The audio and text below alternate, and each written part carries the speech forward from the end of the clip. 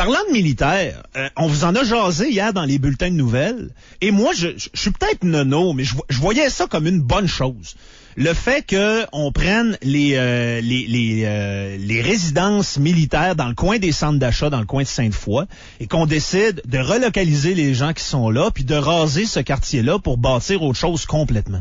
En fait, c'est qu'ils veulent la défense veut construire une espèce d'autre de manège militaire de remplacement pour des militaires qui ont été chassés du manège militaire du centre-ville à cause de l'incendie. Mais on veut vendre l'autre moitié du terrain qui appartient à l'armée. Oui. On va faire quoi avec ça? Du développement? Je sais pas. C'est des terrains qui valent une fortune. En plein centre-ville de Sainte-Foy. Comprendrez que l'armée fait peut-être certains calculs. Puis ça fait pas l'affaire de l'Association des conjointes de militaires canadiens. Elle est cofondatrice de l'organisation et elle s'exprime dans les médias de ce matin. Puis moi, je vais entendre ce qu'elle a à dire. Je suis curieux. J'essaie de comprendre. Ça a l'air que ces gens-là, entre autres, ont même pas été consultés par l'armée canadienne dans le processus de décision. Hélène Gagnon est en ligne. Madame Gagnon, bonjour. Oui, bonjour. J'avais peut-être une mauvaise vision de la chose. Je pensais que tout le monde était content dans ce dossier-là. Qu'est-ce qui vous irrite au niveau de la relocalisation? En fait, ce qui m'irrite principalement, c'est que quand on est posté à Valcartier, on a le choix entre avoir un PMQ dans les secteurs des PMQ, c'est les logements militaires, dans le secteur de la base militaire ou à Sainte-Foy. Mm-hmm. Donc, à partir du moment où on nous offre ce choix-là et qu'on prend pour... on pèse le pour et le contre et qu'on décide de venir à Sainte-Foy, c'est parce que ça nous plaît et parce que par préférence, on considère qu'on est mieux à Sainte-Foy.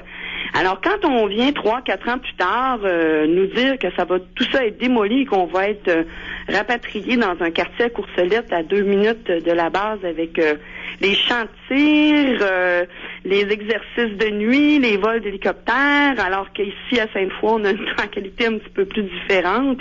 Ça nous plaît pas nécessairement, surtout qu'on n'a pas été consulté. Quand vous dites que vous n'avez pas été consulté, il me semble que ça fait un bout de temps que ça se jase dans les médias. Étiez-vous tenu au courant ou bien comme nous autres, vous l'apprenez en ouvrant les journaux? J'imagine qu'on vous envoie des communiqués, qu'on vous envoie des gens vous informer de ce qui se passe puis où on est rendu dans le processus? En fait, on a reçu, les résidents du secteur, on a reçu des lettres indiquant qu'il y aurait une possibilité de construction d'un manège, non pas pour remplacer celui qui a été incendié il y a 2 ans, mais pour remplacer le manège du 35e régiment des ingénieurs de combat qui sont actuellement déjà dans le secteur, mais pour les changer de place.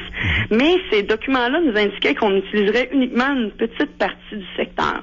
Là, ce qu'on apprend, l'association a appris en communiquant, personnellement, on a mangé avec le colonel responsable de ce projet-là en mai, et lui nous disait que dans les plans du ministère de la Défense nationale, éventuellement, puis là, c'est pas cette année, mais à long terme, on voudrait se départir de l'ensemble des immeubles locatifs militaires. Donc, on s'entend que si ça commence par Sainte-Foy, il y a des chances que ça s'étale ailleurs. À Kingston, il y a déjà beaucoup de démolitions.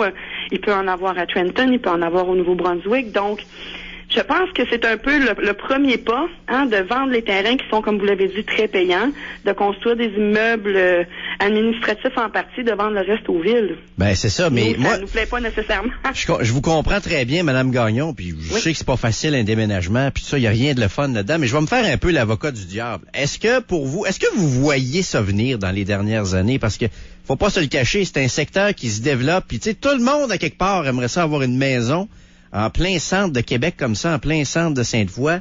Belle qualité de vie, les services sont à proximité. Ça, c'est le fun d'habiter là, mais est-ce que c'était réaliste de penser que vous alliez pouvoir encore pendant longtemps profiter de ces résidences-là fournies par l'armée? Ben en fait, les résidences sont fournies par l'armée, oui et non. Là, je veux dire, on paye pour demeurer ici. Là, c'est pas gratuit. C'est réaliste dans le sens où ces logements-là ont été construits dans les années 50. Donc, ça fait plus de 60 ans qu'ils sont là. Une soixantaine d'années qu'ils sont ici. Je vois pas pourquoi ça ne pourrait pas durer. C'est certain que les pressions sont de plus en plus grandes pour les promoteurs immobiliers privés de venir construire ici. Je les comprends. Sauf que nous, on a des acquis. On demande... C'est des belles maisons. Vous nous dites que vous payez donc une partie du loyer. C'est quoi le pourcentage à peu près, peut-être comme première question? On est un peu extraterrestres, nous autres. On sait pas comment ça marche. Là. Ouais. Comment ça marche? C'est pas une partie du loyer. On paye un loyer. Nous, on paye ici au-delà de 800 $. Actuellement, c'est 840 $ par mois pour demeurer ici. C'est 100% du coût réel? Vous assumez la totalité de la facture? Oui, c'est un logement. On le paye. La seule chose qu'on n'a pas, c'est un bail. Okay. Mais on paye le logement. C'est ce qu'on appelle une délégation de solde. C'est pris sur le salaire de mon conjoint directement. Alors, si demain matin, on est posté à Gagetown ou à Saint-Jean, j'ai pas de bail à casser ou à faire de session de bail. On avertit l'armée, un mois après, paf, c'est terminé, c'est réglé. Mais pour tout le reste, c'est un logement. Je dois payer pour mon déneigement, je dois payer pour entretenir ma pelouse, je dois faire moi-même les réparations mineures dans le logement. C'est la seule chose, c'est que c'est l'armée le propriétaire. OK. Quand on passe dans ce coin-là, la première rangée de maisons qui est face au centre d'achat, on a l'impression que tout ça, c'est inoccupé. Puis hier, à TVA encore, je pense que c'est Martin Evrel qui est allé se promener dans ce coin-là. On nous a montré qu'il y avait quand même un bon taux d'inoccupation. Avez-vous le pourcentage actuellement de maisons comme ça qui sont pas occupées puis qui sont un peu pas laissées à l'abandon, mais presque? Oui, en fait, il y a deux réponses à votre question. La première réponse, c'est que sur le boulevard Hochelaga, en tant que tel, il y a deux immeubles qui sont séparés. Un qui est blanc et bleu, qui appartient au 35e régiment de génie de combat, les réservistes. En face de Laurier. Direct en face de Laurier. Oui. Un petit peu plus loin, plus vers place de la Cité, il y en a un qui est blanc et vert pâle, menthe. Et ceux-là sont effectivement complètement inoccupés et insalubres. À ce qui paraît, ils seraient isolés avec de la vermiculite. Et dans les années 90, quand on a fait toute la rénovation du secteur, ceux-là ont été ignorés parce que probablement, ça je m'avance, mais probablement ça coûtait trop cher à les réparer parce qu'ils étaient trop en mauvais état. Pour l'instant, c'est insalubre, là. Pour l'instant. Mais ça, c'est peut-être, je vous dirais, 7-8 logements là sur la bande qui est sur Hochelaga. Et c'est ce qu'on nous disait qui servirait à construire le futur manège pour les réservistes, les ingénieurs de combat réservistes. Pour tout le reste, l'ensemble des logements militaires du secteur de Sainte-Foy ont tous été rénovés. Ils ont tous des toitures neuves, des fenêtres neuves, des portes neuves à l'intérieur. Ça a été rénové. Ma cuisine a été refaite en bois. C'est très, très beau. Là, chez moi, là, j'ai pas de honte à faire venir personne ici. Et au niveau du taux d'inoccupation, il y a effectivement une quarantaine de logements qui sont pas occupés. Mais ça, je vous dirais que c'est plus ou moins préoccupant parce que le principe même des logements militaires veut qu'on en conserve une partie inoccupée, justement parce qu'il y a beaucoup de mobilité chez les militaires. Hein.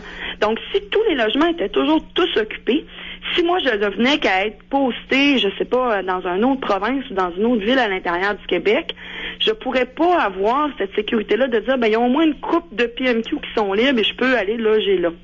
Donc, ça fait partie du deal. Dans toutes les villes où il y a des logements militaires, il y en a une partie qui sont inoccupées pour les saisons des postings, entre autres, mais aussi parce qu'il y en a qui sont en réparation. Quand il y a un locataire qui quitte, on rénove un peu. Donc, mais l'inoccupation à Sainte-Foy est pas plus grande ou pire qu'à Courcelette ou qu'à Kingston. Lorsqu'il y a des interventions militaires actives et qu'il y a des gens qui perdent la vie, comme on a vu beaucoup dans les derniers mois en Afghanistan, j'imagine qu'une association comme la vôtre se retrouve les bras remplis et qu'on devient pas mal plus solidaire. Racontez-nous comment vous avez vécu les derniers mois et les dernières années. Mais en fait, moi, mon mari est militaire depuis 5 ans maintenant. Ça fait 5 ans que je côtoie des conjoints de militaires. L'association est active depuis 1 an. Je vous dirais que c'est certain qu'on s'en cachera pas. Quand c'est proche de nous, quand ça nous touche plus, il y a effectivement un mouvement de solidarité plus grand.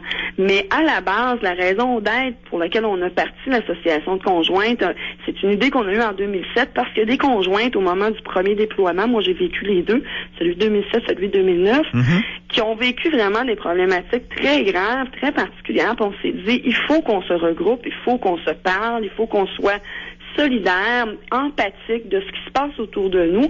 Et si la population, en général, ne nous comprend pas, il faut qu'entre nous, on soit capable de se comprendre et de s'aider. Donc, effectivement, oui, il y a des décès, mais il y a aussi des blessures. J'ai plusieurs de mes amis proches qui vivent le syndrome post-traumatique actuellement, soit de la dernière mission,